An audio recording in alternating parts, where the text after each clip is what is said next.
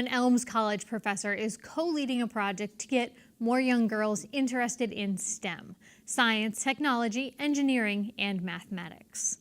The college, located in Chicopee, was awarded a $188,000 grant by the National Science Foundation and will work with middle school girls from Holyoke in partnership with UMass, Holyoke Codes, the Boys and Girls Club, and Girls Inc. So Elms College, along with University of Massachusetts at Amherst and Dr. Florence Sullivan there in their education department, we've received a joint NSF grant under the National Robotics Initiative. And our goal is to broaden participation for girls in robotics and computer science. And we're leading a project called, with the acronym GIRLS, and it stands for Girls Immersed in Robotics Learning Simulations. And the whole idea is to encourage girls in robotics and computer science by putting them in an immersive experience where they're on a team to lead natural disaster recovery, for example, Hurricane Maria that hit Puerto Rico.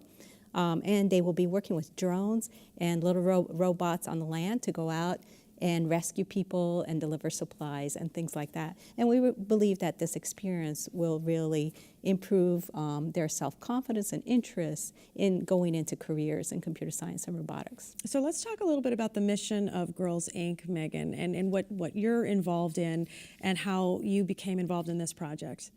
Sure. So our mission at Girls Inc. is to inspire all girls to be strong, smart, and bold.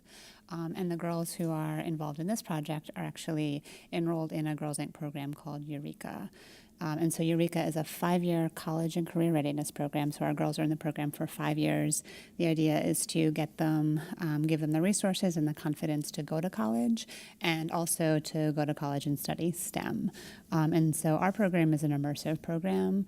That's sort of the idea for why we think it's going to be effective and why we hope it is effective. So our girls are just intensely involved in that program for 5 years, and so we're interested in how effective immersive programs are because that's a program that we run, and so we want to get that data because we have anecdotes for why our program is immersive. We hear from our girls, we see them every day, and we see how effective it is. We want to get that data to see why it is immersive, and we're excited to get that. And there are other participants in the program as well? Yes, I should mention that we are working with Girls Inc. as well as Boys and Girls Club of Holyoke, as well as with Holyoke Codes, which is another nonprofit in Holyoke that runs free workshops in coding and robotics for kids. So how does this look? What will this program look like? So if I'm the parent and I'm sending my daughter to you, what will she be doing? So we'll be running vacation camps, 1 week long camp experiences where there will be learning robotics and computer science. And in the second year, we will be working with just girls-only groups, and in the third year, we'll work with mixed boys and girls groups to see if there's any differences.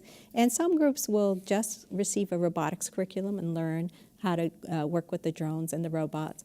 And the other groups will have the immersive experience where they're actually on a hurricane recovery team, and they get more of an immersive experience, a real-life experience of using robotics and computer science. And do you think that, an experience like that might pique a kid's interest, right? Like, oh, okay, Hurricane Maria, I'm familiar with that. Now we have to go and help somebody there. Do you think that would be something, especially that middle school age group that you're talking about? Absolutely, yeah. So many of our girls actually live in Holyoke, and their families they are from Puerto Rico, so this actually hits home to them.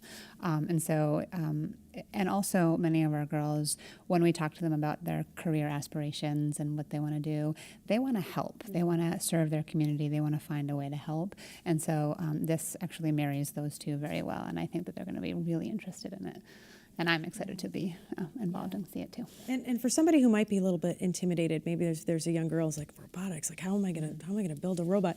Do you walk them through, this is kind of how this works? Like how do you describe that to them? Yes, definitely. So the curriculum will be middle school age based, and we don't assume any kind of prior knowledge. So we definitely they work in teams. Yeah, there's no intimidation factor, and that's definitely we want to broaden participation, so that is our goal. So we definitely try to make it attractive and an educational experience. There's a great need for this, by the way. I should mention that currently, for example, IT jobs in the nation are only filled by 25% of them are filled by women. Mm-hmm. So we're really missing both women and other underrepresented minorities. For example, the Latino community in Holyoke, they right now they're not aware of careers in computer science and robotics.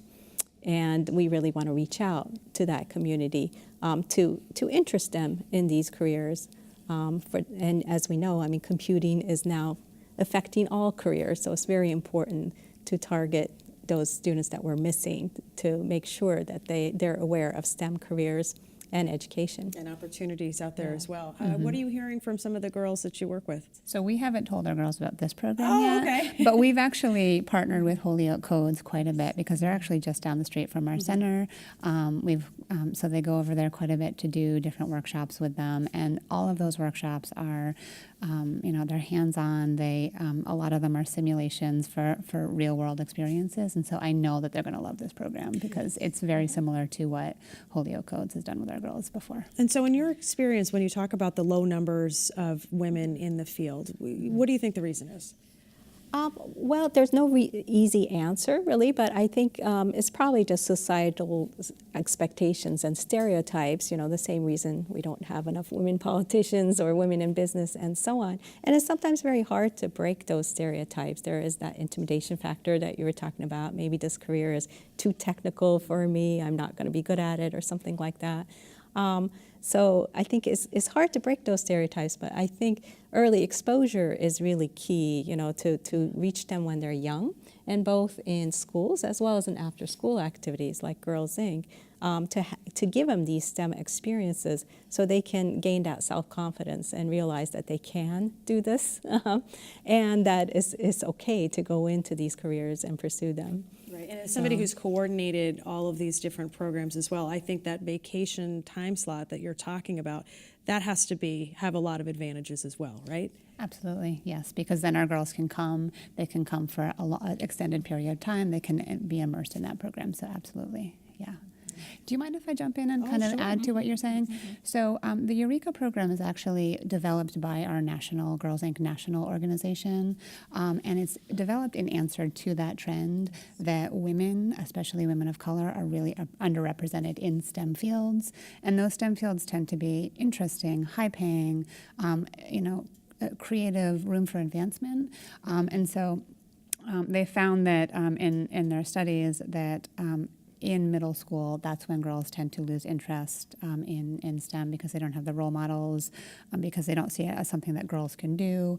They lose confidence. Their friends aren't pursuing that. And so Eureka is built in order to keep our girls engaged in STEM with those role models. And so this is a really exciting partnership because it helps to kind of strengthen what we're doing already.